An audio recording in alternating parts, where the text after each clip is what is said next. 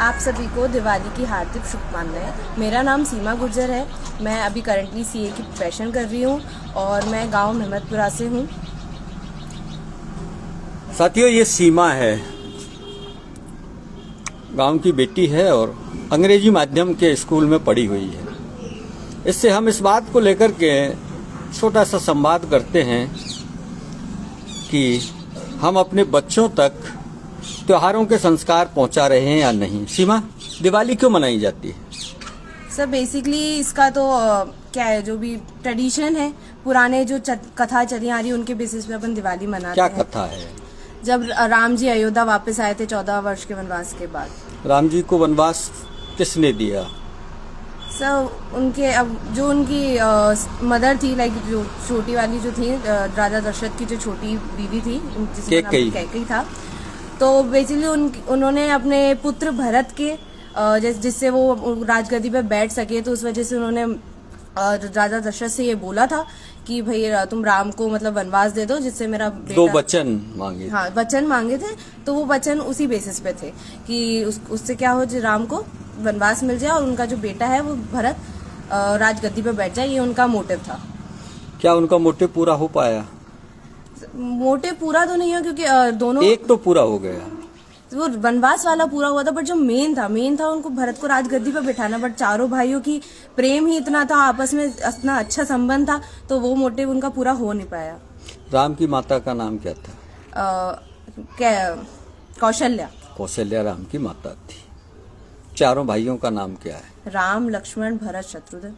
दिवाली मनाने के पीछे एक कारण, जो आधारभूत कारण है, वो राम के स्वागत में अयोध्या वासियों ने दीपक जलाए और त्योहार मन गया। वैज्ञानिक कारण क्या है? वैज्ञानिक कारण तो मतलब अगर एक तो दिए जलते हैं, अपन दिए जलाते हैं, तो एक तो मतलब उसका पर्यावरण से रिलेटेड एक कारण है कि जिससे मैं आपको एक्सप्लेन कैसे करूं, पर जो एक सकारात्मक ऊर्जा जो है, हाँ, वो है कि जो पॉजिटिव एनर्जी, घी और सरसों के तेल के दीपक जलते हैं, उससे पर्यावरण शुद्ध होता है। एक और कारण जो लोग देते हैं वो ये बताया जाता है कि बारिश की ऋतु समाप्त होने के बाद दिवाली आती है और बारिश की ऋतु के दौरान कई तरह के कीड़े मकोड़े, घरों में गंदगी हो जाती है, सीलन हो जाती है। इस बहाने घरों की साफ सफाई होती है, व्हाइट वॉश होता है। वर्ष में एक ही बार सफेदी, रंग रोगन पेंट जो करते हैं, ये भी एक कारण है जो दिवाली से जुड़ा हुआ है। कोई और ऐसा त्योहार नहीं है जिस पर घरों की साफ सफाई, कोने कोने की साफ सफाई अगर किसी त्योहार पर होती है तो वो एक ही त्योहार है दिवाली। और दिवाली के बारे में तुम क्या जानते हो? और तो बेसिकली एक तो यही धीरे धीरे क्या बदल रहा है इस त्योहार के मनाने में? सर लोगों का मनाने का तरीका बदल रहा है। जैसे कि पहले सब ढंग से भी मनाते थे, अच्छे से मनाते थे। अब लोग ज्यादा अपनी लाइफ में इतना इन्वॉल्व हो चुके हैं, तो इतना कोई इस मतलब फेस्टिवल को इतना कोई देता नहीं। आत्मीय लगाव नहीं है। आत्मीय लगाव जो है त्योहारों के प्रति अब उतना नहीं है। अब आदमी किसी सजावट वाले से कह करके अपने घर पर रोशनी लगवा देगा, किसी से पुताई करा देगा, बाजार से मिठाई खरीद लाएगा।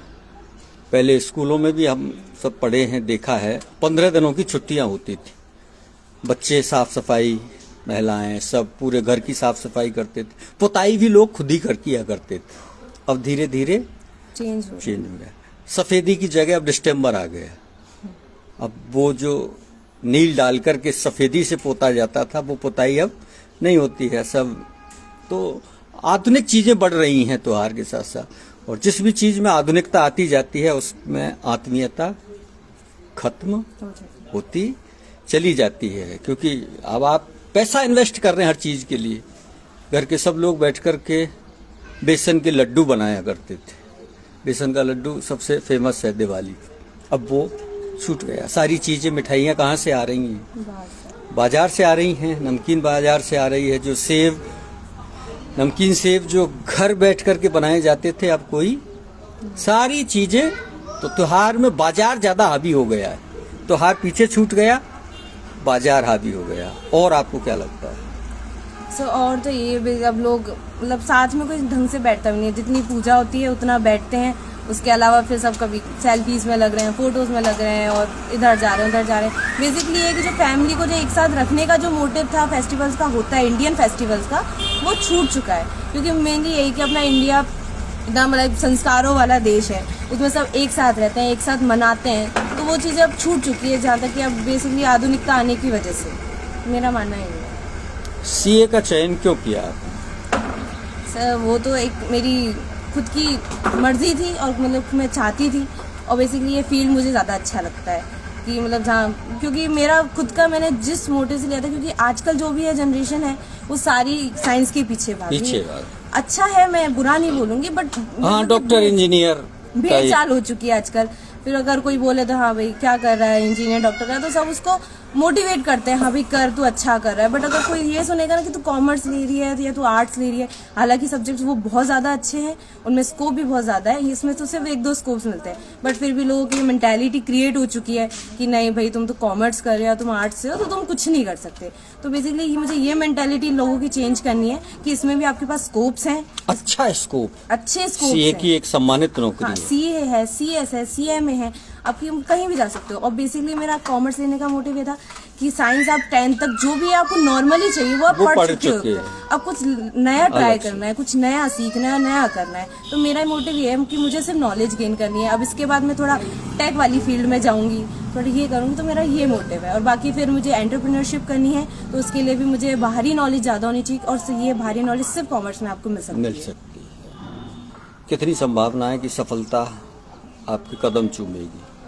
अब जिस हिसाब से मैं प्रिपरेशन कर रही हूँ उस हिसाब से मुझे तो लगता ही कि होगा ही, फर्स्ट अटेम्प्ट में तो हो ही जाना चाहिए। बाकी फिर आपकी मेहनत के ऊपर डिपेंड करता है कि आप कितना टाइम दे रहे हो।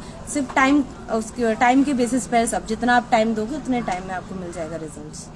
साथियों, ये है सीमा गुर्जर, एक पढ़ी लिखी और समझदार युवती से आपने संवाद किया। आपने समय निकाला, बहुत बहुत धन्यवाद।